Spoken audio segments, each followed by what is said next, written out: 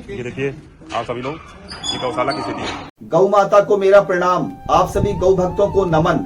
मैं गौ माता की ममता और गौ भक्ति के पुण्य के नाम पर आप सभी से हाथ जोड़कर अपील करता हूँ कि इस वीडियो को शुरू से अंत तक देखिए।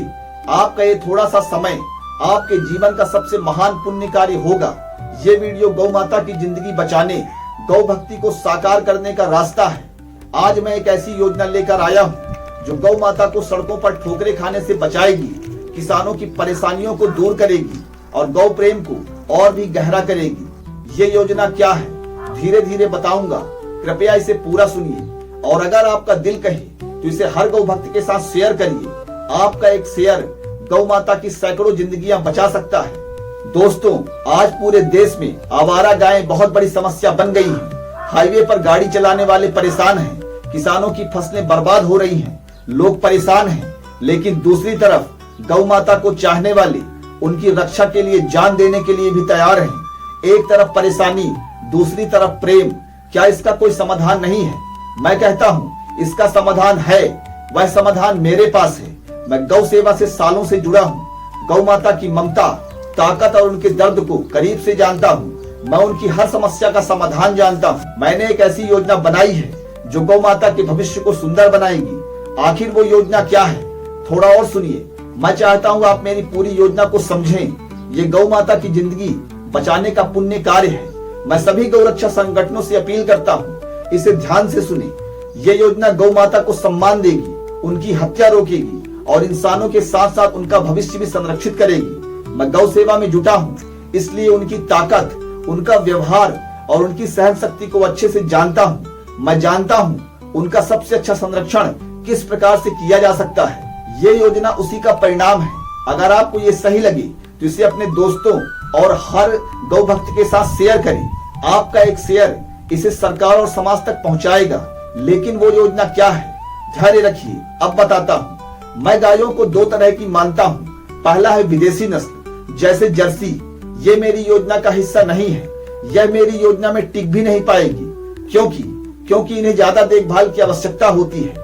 इन्हें ज्यादा खाना चाहिए और ज्यादा देखरेख चाहिए। इनकी सहन शक्ति कम होती है, इन्हें बीमारी भी ज्यादा होती है, लेकिन ये ज्यादा दूध देती है, इसलिए पशुपालकों के लिए फायदेमंद है। पशुपालक इन्हें अपने पास रखें, इनकी सेवा करें और इनसे लाभ लें। कुछ लोग कहते हैं बुढ़ापे में इनका खर्च मुश्किल होता है, लेकिन यह बात गलत है। आपको समझना चाहिए कि गौ माता का बुढ़ापा ज्यादा लंबा नहीं होता। 15-20 साल की गाय का बुढ़ापा सिर्फ साल से 6 महीने तक का होता है। इस दौरान वह कम खाने पर भी उनका गुजारा हो जाता है। दूध देने तक या बच्चा देने तक वो फायदेमंद रहती है। बुढ़ापे में थोड़ा सा खाना काफी है, तो पशुपालक इन विदेशी नस्ल की गायों को अपने पास रखें, इनकी सेवा करें।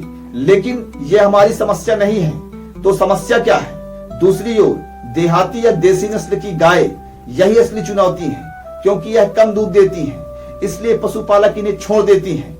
लेकिन इनकी ताकत कमाल की है।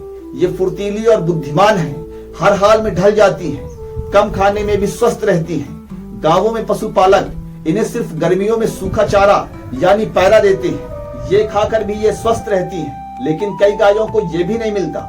वो पेड़ों से गिरी हुई पत्तियां खाकर अपना गुजारा कर लेती हैं। मैंने 5-6 साल पहले घोर अकाल देखा था। उस दौरान चारा भी उपलब्ध नहीं था, फिर भी ये गायें पत्तियां खाकर स्वयं को जीवित रख रही थी। ये केवल जीवित नहीं थी, बल्कि इनका स्वास्थ्य भी बेहतर था। इनका स्वास्थ्य वैसा ही रहा। ये हर हाल में जिंदा रह सकती हैं। लेकिन यही फुर्तीलापन, यही बुद्धिमानी और यही ताकत किसानों के लिए मुश्किल बन जाता है, क्योंकि ये दौड़ दौड़ कर फसलें चढ़ लेती हैं, यहाँ वहां भागती हैं। किसान इन्हें दौड़ा नहीं पाते, तो इन्हें कैसे बचाया जाए? मेरी योजना इन्हीं देसी गायों के लिए है। वो योजना क्या है, थोड़ा और सुनिए। आज सरकार गौशालाएं बनवा रही है। मेरे इलाके में 10-15 किलोमीटर में 3-4 गौशालाएं हैं। एक गौशाला बनवाने में 35 से 40 लाख रुपए खर्च होते हैं और वहां सिर्फ 50 से 60 गायें रह सकती हैं। परिणाम स्वरूप भारी अव्यवस्था होती है। भूख, प्यास और बीमारी के कारण गौ माता की मृत्यु होती है। गौ माता कैद में होती है। मैं कहता हूँ देसी गायें कैद के लिए नहीं है, खुले में चरने के लिए बनी है। गौशाला में कैद करना इंसानों को जेल में बंद करने के जैसा होता है। क्या इससे बेहतर विकल्प नहीं हो सकता? मैं कहता हूँ हो सकता है। मेरी योजना गौ माता को आजादी देगी, सम्मान देगी, तो आखिर वह योजना क्या है? अब आपको बताता हूँ। दोस्तों, कल्पना कीजिए एक ऐसा स्वर्ग जहाँ हमारी गौ माता आजाद होकर विचरण करती है।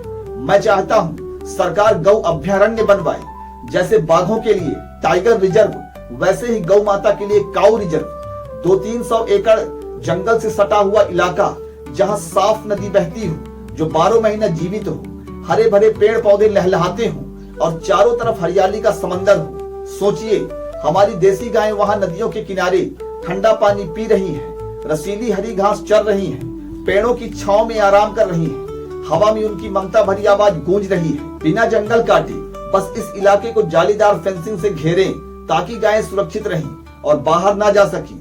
गौशाला में 35-40 लाख रुपए सिर्फ 50-60 गायें रह सकती हैं, लेकिन इस अभ्यारण्य में केवल फेंसिंग की मदद से जिस फेंसिंग में केवल 10 लाख रुपए खर्च होगा और इसमें 500 गायें स्वर्ग में आजाद रह सकती हैं। मैं दावे के साथ कहता हूँ, ये गायें इस मनमोहक माहौल में खुद चलकर अपना पेट भर लेंगी।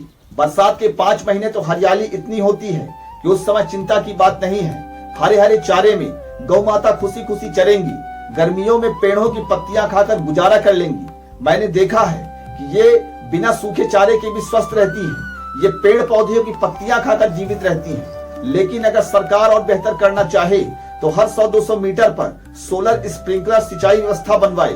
सूरज की रोशनी से चलने वाले ये पाइप पूरे इलाके को हरा भरा रखेंगे। नन्ही नन्ही घास की कोपलें साल भर लहलहाएंगी, गौ माता उन्हें चलकर तृप्त होंगी। या गर्मियों में पंजाब हरियाणा से सस्ता सूखा चारा मंगवाएं। पंजाब हरियाणा वैसे भी इन सस्ते सूखे चारों को जलाकर प्रदूषण फैलाता है, ये वैकल्पिक है।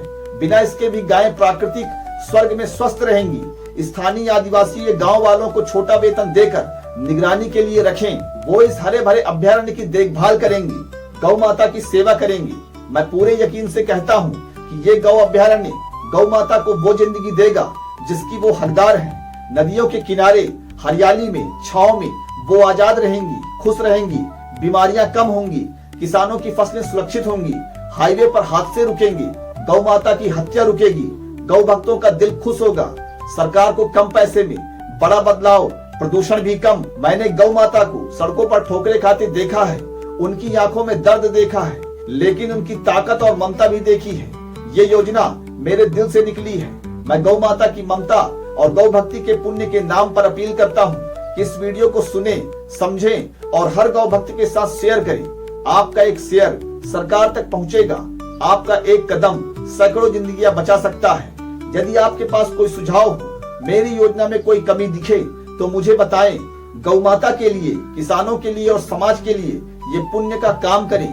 गौ माता आशीर्वाद देगी, आपका दिल कहेगा मैंने कुछ सही किया। आप सभी को बहुत बहुत धन्यवाद।